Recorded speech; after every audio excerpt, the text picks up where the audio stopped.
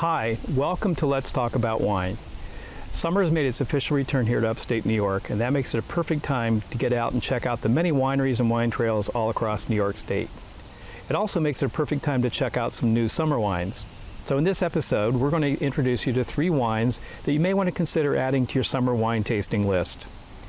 Now, summer wines typically have certain things in common. First of all, they're usually lighter in body. Second, they're usually fruit forward or typically have fruity flavors. A third, they have great acidity, so that when you drink them, your mouth feels more like it's watering rather than drying out. And fourth, they all serve and drink well chilled. And certainly all 3 of these wines fit those descriptions. The first wine that we're going to talk about today is a Pinot Grigio from Sheldrake Point Winery on Cayuga Lake. Now, Pinot Grigio, which is the Italian name for this wine, is, as you can see, a white wine. It's light to medium in body, and it can be made in either a sweet or a dry style. The types of flavors that you often hear described or using to describe Pinot Gris are things like citrus or melon, peach, or maybe tropical flavors.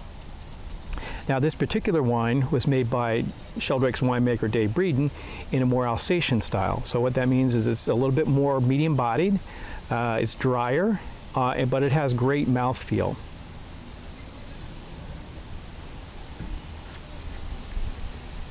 The flavor that I noticed predominantly when I first taste this wine is lemon or citrus, also tastes green apple, and I taste some stone fruit, particularly on the secondary flavors.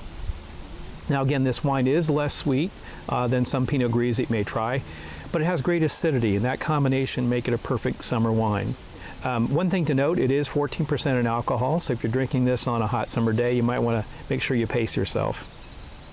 The second wine we're going to talk about today is a dry Gewürztraminer from McGregor Vineyard on Cayuga Lake. A Gewürztraminer is a wine that has very intense and unique aromas and flavors. And for some people, that can be a little bit too floral or a little bit too much over the top. For me, I happen to like all the flavors and that combination of flavor, so I think it's a great wine. The flavors that you often hear described, used for describing Gewürztraminer, are things like roses or lychee fruit, pear, or maybe citrus. This particular wine is very true to those descriptions. It has many of those same flavors and aromas, but at the same time, it's not overly done. It's a 0%, has 0% residual sugar, with again good acidity, and that makes it a perfect wine to pair with summer food, or just simply to drink by the glass. Now, the third wine is a dry rosé from Forge Cellars on Seneca Lake. Now, while dry rosé is not a new style in the wine world, it is one that has been gaining popularity here of late in the United States. Again, because it's a style rather than a particular variety, it can be made from any number of different grapes. And in this case, it's made from 100% Pinot Noir. This particular wine is a beautiful wine in the glass. It has a pretty salmon color to it, but more importantly, it tastes great as well. The flavors that I often find in this wine are strawberry, tart cherry, blood orange, and maybe a little bit of watermelon, among others.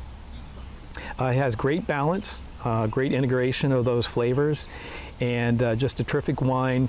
Particularly, it's a super wine to pair with food. Now, one thing you want to note with any of these wines is there is a tendency to serve them too cold or overly chilled.